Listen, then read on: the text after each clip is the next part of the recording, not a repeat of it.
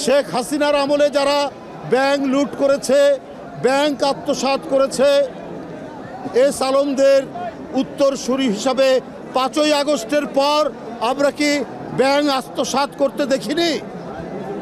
আমরা তো দেখেছি ইসলামী ব্যাংক কিভাবে গ্রাস করে নিল একটি রাজনৈতিক দলের অনুসারীরা। তাহলে আজকে কোন মুখে বলছেন এক চাঁদাবাজ পালিয়েছে, আরেক চাঁদাবাজকে কেউ দেখতে চায় না? কাকে উদ্দেশ্য করে বলছেন আমরা কি বুঝতে পারি না? আমরা তো প্রথমেই দেখলাম 5ই আগস্টের পরের দিনই কি করে ইসলামী ব্যাংকগুলো আপনারা দখল করেছেন। এটা কি জনগণ দেখেনি? এটা তো জনগণ দেখেছে। আর আজকে বড় বড় কথা বলেন, কলঙ্কলে করার চেষ্টা করেন বিএনপির নামে।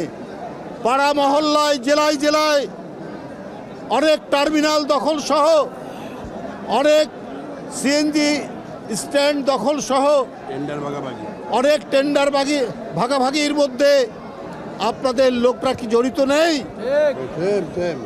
আমি সেই রাজনৈতিক দলটিকে বলতে চাই, খুব নীরবে নিভৃতে সব কিছু অপকর্মের সাথে আপনারা জড়িত।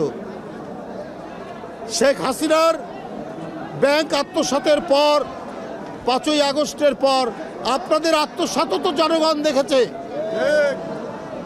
আমরা হাসিনার আমলে দেখেছি চাপাতি লীগ, হেলমেট লীগ, বন্দুক লীগ। আবার জনগণ তো এটাও জানে খুর লীগ এবং খুর পার্টি এবং পায়ের রক কাটা পার্টি। এরা কারা? এদেরকে জনগণ জানে না?